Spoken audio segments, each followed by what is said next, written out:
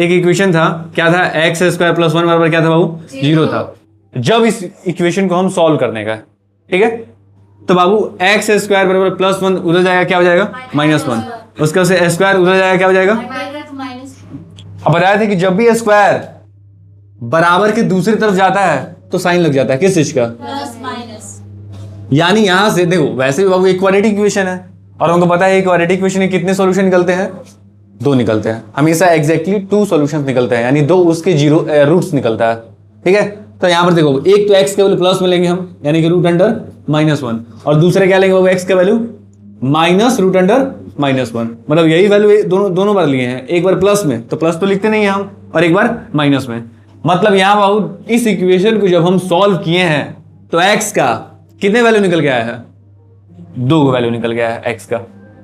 अब देखो बाबू, ऐसा नंबर ना आज तक, मतलब उसके पहले, मतलब जब तक रियल नंबर का आविष्कार हुआ था तब तक तो ऐसा नंबर देखा ही नहीं गया था, ठीक है ना। मतलब जब ये नंबर आया तब तक इस तरह का नंबर उसके पहले कभी देखा ही नहीं गया था। तो भाई अब मैथमेटिशियन लोग सोचा भाई ये कैसा नंबर है कि रूट के अंदर कैसा नंबर आ रहा है, निगेटिव नंबर आ रहा है। देख रहे हो ना यहाँ पे, रूट के अंदर कैसा नंबर आ रहा है, निगेटिव नंबर आ रहा है। तो यहां से फिर बाबू एक नए नंबर का आविष्कार हुआ है ना, कि अगर रूट के अंदर कभी भी निगेटिव नंबर रहता है तो इस तरह के नंबर को हम पता है क्या कहते हैं, इमेजिनरी नंबर कहते हैं। मतलब ये नंबर बाबू ना, ये जो वैल्यू है वो रियल में पॉसिबल नहीं है, हम इसके वैल्यू नहीं निकाल सकते हैं। हम रूट के अंदर फ्रैक्शन के वैल्यू निकाल सकते हैं, हम लोग डेसिमल के वैल्यू निकाल सकते हैं, √2 के वैल्यू, √3 के वैल्यू, √4 के वैल्यू, सबका वैल्यू निकाल सकते हैं। लेकिन अगर रूट के अंदर कैसा नंबर आ जाए बाबू, निगेटिव नंबर आ जाए, -1 आ जाए, -2 आ जाए, -3 आ जाए, इसका वैल्यू निकालना पॉसिबल नहीं है, हम नहीं निकाल सकते हैं इसका वैल्यू। तो इसी वजह से जब भी रूट के अंदर अगर निगेटिव नंबर आता है तो उस नंबर को हम क्या कहते हैं बाबू, इमेजिनरी नंबर।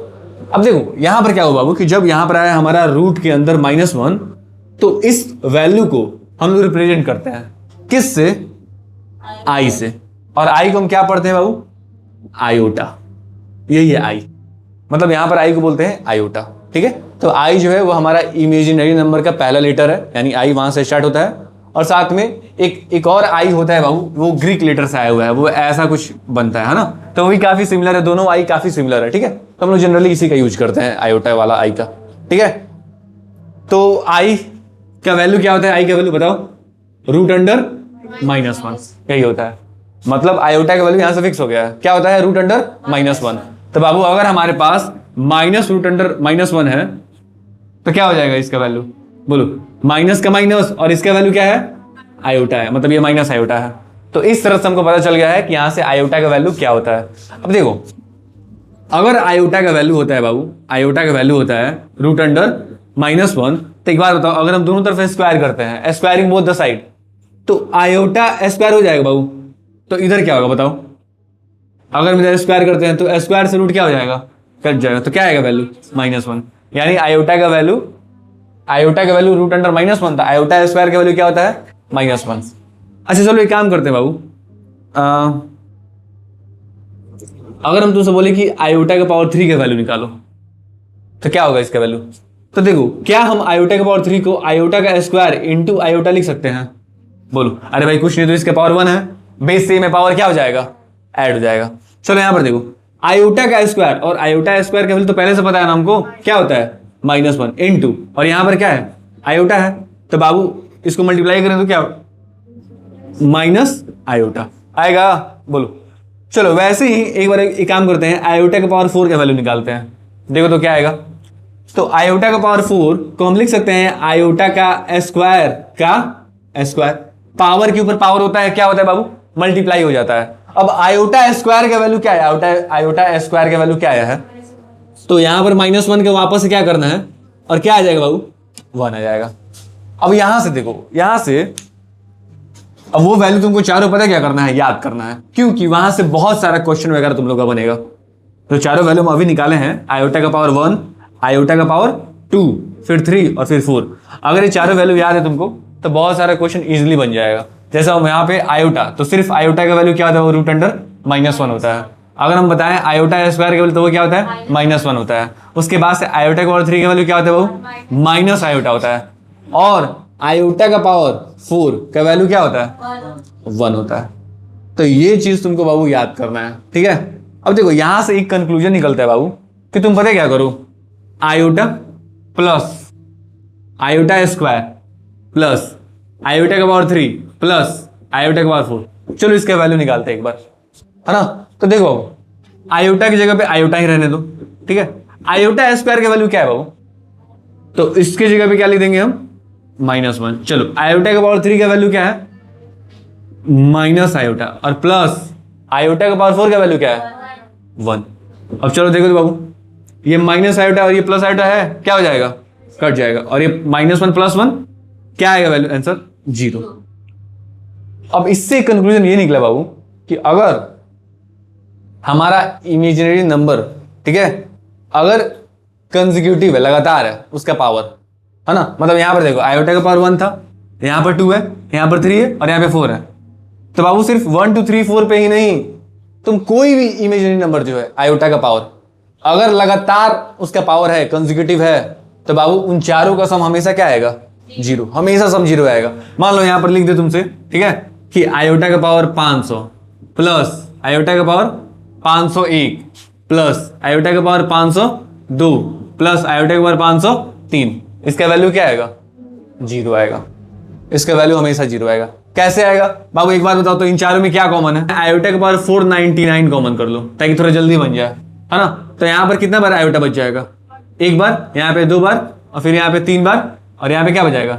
4 बार। अब देखो तो कंसेक्यूटिव 4 का पावर आएगा, तो इसका वैल्यू क्या होता है? इसका वैल्यू, और 0 इंटू दिस करेंगे क्या आएगा? 0 आएगा। समझ में आया? बोलो। तो मतलब कभी भी बाबू आयोटा का पावर अगर कंसेक्यूटिव पावर दिया हुआ है ना, और चारों प्लस में है, तो सबका सम हमेशा क्या आएगा? 0 आएगा। अब तुमसे क्वेश्चन में क्या आएगा बाबू कि आप एक काम कीजिए, आयोटा का पावर 55 का वैल्यू निकालिए। आयोटा का पावर किसका वैल्यू निकालिए? 55 का वैल्यू निकालिए। तो तुमको क्या करना है? सबसे आसान होता है, उसको पावर 2 में ब्रेक कर दो, है ना। उसको पावर 2 में क्या करना है? ब्रेक कर देना है। जैसे मान लो बाबू, इसको हम आयोटा, देखो 54 हमारा ऑड है कि इवन है? ऑड है। तो ऑड है तो डायरेक्ट हम तो इवन पावर में तो ब्रेक कर नहीं सकते हैं। तो हम क्या करेंगे, इसको आयोटा का पावर 55 से जस्ट पहले इवन नंबर क्या आता है? 54 आता है, 54 आता है। तो देखो पहले हम क्या करेंगे, आयोटा का पावर 2 लिख देंगे, क्योंकि हमको आयोटा का पावर 2 का वैल्यू क्या है पता है। अब देखो 2 में बाबू हम कितना से मल्टीप्लाई करेंगे कि 54 आ जाएगा? बताओ कितना से करेंगे? 27 से करेंगे, आ जाएगा। बोलो। अब 27 दूना 54, यहां पर लेकिन पावर 55 है ना। तो कितना आयोटा और चाहिए हमको? तो इंटू आयोटा का पावर 1 हो जाएगा। बोलो यहाँ पे। अब देखो तो बाबू, आयोटा स्क्वायर का वैल्यू हमको पता है पहले से, कितना है? -1 है। तो -1 और -1 का पावर क्या हो जाएगा? 27 इंटू आयोटा। अब देखो तो -1 का पावर अगर ऑड आएगा तो उसका वैल्यू क्या आएगा? -1 ही आएगा। तो -1 इंटू आयोटा, और इसका वैल्यू क्या आ जाएगा? Minus iota. हो गया, बात खत्म, सिंप्लीफाई हो गया। तो ऐसे ही तुमको सिंप्लीफाई करना है। अगर मान लो तुमसे वैल्यू पूछ दे बाबू 1 आयोटा का पावर 28 का, तो कोई दिक्कत नहीं है, इसको नीचे ही सॉल्व कर दो वैसे ही। तो 1 ये तो तुम्हारा इवन है ना, डायरेक्ट इसको लिख सकते हैं ना, आयोटा का पावर 2 और इसका पावर क्या हो जाएगा? 14 हो जाएगा। 1 आयोटा स्क्वायर, आयोटा स्क्वायर का वैल्यू -1 का पावर 14, तो 1 इसका वैल्यू क्या होगा? +1, और 1 क्या आ जाएगा? 1। ठीक है, 1 क्या आएगा? 1 आ जाएगा। समझ में आ रहा है? तो बाबू तुम लोग को आयोटा का पावर कुछ भी दे दे, बना लोगे? बोलो। अगर मान लो तुमसे बोल दे आयोटा का पावर -21 का वैल्यू निकालना है, कैसे निकालोगे इसको? आयोटा का पावर अगर -21 है, कैसे निकालोगे सब? पावर 10 कर देंगे। और कोई?